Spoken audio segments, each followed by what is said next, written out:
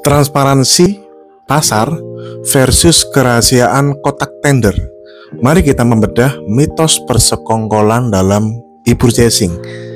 Ya, rekan-rekan semuanya, sebuah hantu dari masa lalu kerap membayangi para pelaku pengadaan saat berhadapan dengan metode negosiasi dalam e-purchasing. Muncul sebuah keraguan yang dibisikkan oleh paradigma lama dan masih membahana saat ini.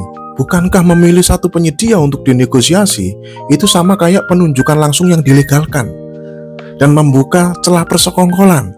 Ini adalah sebuah dogma usang yang lucu sekaligus berbahaya. Lucu karena apa? Karena ia sama sekali nggak relevan, dan berbahaya karena ia akan melumpuhkan potensi efektivensi pengadaan modern. Kesalahan fundamental dari dogma ini adalah apa? Menerapkan logika dan standar kewaspadaan dari dunia tender yang tertutup ke dunia e-purchasing yang terbuka secara radikal. Coba, keduanya ini adalah dua dunia yang DNA-nya sama sekali berbeda. Mari kita jelaskan untuk membumikan perbedaan fundamental ini. Mari kita buat analoginya sebagai analogi sederhana aja. Ketika kita mau beli sebuah rumah, bayangkan dua skenario ini. Skenario tertutup, tender tertutup, mewakili dunia tender ya. Sebuah rumah dijual melalui mekanisme tender tertutup. Para calon pembeli, penyedia A, penyedia B, penyedia C, diminta untuk memasukkan amplop tertutup berisi harga penawaran tertinggi mereka pada hari dan jam yang ditentukan. Misalnya begitu. Dalam sistem ini, kewaspadaan utama pemilik rumah dan para pengawas itu apa? Wah, jangan-jangan nih ya, pembeli A, pembeli B, pembeli C itu kemarin bertemu di warung kopi dan bersepakat untuk tidak menawar di atas harga tertentu agar salah satu dari mereka bisa menang dengan harga murah. Ini adalah risiko persekongkolan yang logis dan sangat mungkin terjadi karena adanya kerahasiaan informasi antar penawaran ya. Mari kita lihat skenario kedua. Mencari di portal properti online. Ini kita mewakili dunia e-purchasing sekarang. Bayangkan Anda membuka portal properti online seperti rumah.com, Lamudi ya, gitu ya, pinhome.com ya. Ratusan ribu rumah produk developer terpajang lengkap harga dengan harga permintaannya. Fotonya detail, speknya jelas, luas tanah, bangunan, serta nama dan nomor kontak agen penjualnya jelas. Semua informasi terbuka untuk Anda. Bahkan bisa dilihat antar developer, antar pesaing. Bukan hanya di Indonesia tapi di seluruh dunia. Anda sebagai pembeli ya, BPK di sini melakukan riset pasar. Anda memfilter rumah berdasarkan lokasi, membandingkan harga per meter persegi, kualitas bangunan dari foto dan reputasi pengembangnya. Setelah melakukan penyaringan berdasarkan kriteria Anda, 7 pertimbangan yang diperkenalkan dalam buku Jago e-purchasing ini, Anda akhirnya memutuskan bahwa satu rumah spesifik adalah yang terbaik dan paling sesuai dengan kebutuhan keluarga Anda. Anda kemudian menghubungi agennya untuk melakukan negosiasi harga. Apakah nanti kalau negosiasi itu sudah pasti deal? Ya belum tentu deal. Kalau deal ya transaksi, kalau nggak deal ya ke developer lainnya. Nah, dalam skenario kedua ini, apakah logis jika ada tetangga yang menuduh Anda bersekongkol dengan pemilih rumah yang Anda pilih? Logis nggak kita? Ya jelas nggak logis lah. Ya, tuduhan itu menjadi absurd. Kenapa? Kenapa kok absurd? Karena proses pemilihan Anda itu didasarkan pada data pasar yang sepenuhnya transparan dan dapat dilacak. Seperti lazimnya kita belanja online shop. Anda bisa menjelaskan kepada siapapun mengapa Anda memilih rumah A, bukan rumah B, bukan rumah C, berdasarkan perbandingan data yang terbuka untuk umum. Bedanya kalau pakai duit pribadi, kita nggak usah perlu alasan menjelaskan ke orang lain. Karena duit pribadi, suka-suka gua dong. Tapi karena ini uang rakyat, maka tidak ada salahnya kita buat strategi bagaimana kita bisa menjelaskan kepada masyarakat karena kita menggunakan uang rakyat. Apa alasan kita memilih rumah A, rumah B, rumah developer C, dan seterusnya. Begitu pula dalam e-purchasing guys. Fokus pengawasan seharusnya tidak lagi terperangkap pada kecurigaan adanya kesepakatan di warung kopi yang relevan di dunia tender tertutup ya. Maksudnya tertutup itu, rekan-rekan semuanya, jangan diartikan tertutup itu adalah ini tender terbatas, tidak. Maksudnya tertutup ini adalah penawaran antar pelaku usaha, kan nggak ada yang tahu.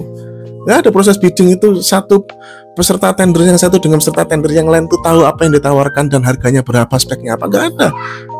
Itulah best practice-nya tender di mana-mana seluruh dunia juga sama. Itu kita yang sebut tertutup itu begitu. Nah, kalau katalog speknya terbuka, harganya terbuka, beda dunia, beda DNA. Fokusnya bergeser pada pengujian rasionalitas dan transparansi justifikasi PPK dalam memilih satu rumah terbaik dari sekian banyak pilihan di portal properti raksasa yang sudah tersedia. Mari kita bedah perbedaan DNA tersebut. Dunia tender seleksi. Ekosistem kotak penawaran tertutup dalam tender. Setiap penyedia menyiapkan dokumen penawaran, harga, spek, metodologi, memasukkan ke dalam sebuah kotak metaforis yang tersegel. Kunci utama dari ekosistem ini adalah kerahasiaan antar peserta. Kuncinya di situ. Penyedia A tidak tahu dan tidak boleh tahu berapa harga yang ditawarkan penyedia B. Begitu pula sebaliknya. Karena adanya kerahasiaan inilah potensi persekongkolan menjadi risiko yang nyata. Bisa saja penyedia A, B, C bertemu secara diam-diam untuk mengatur siapa yang memenangkan permainan di dalam kotak tersebut. Oleh karena itu, di seluruh arsitektur regulasi tender dipenuhi dengan pasal-pasal dan sanksi-sanksi berat untuk mendeteksi dan mencegah persekongkolan. Nah, sekarang kita lihat DNA-nya dunia e-purchasing. Ekosistem hypermarket pada pasar terbuka.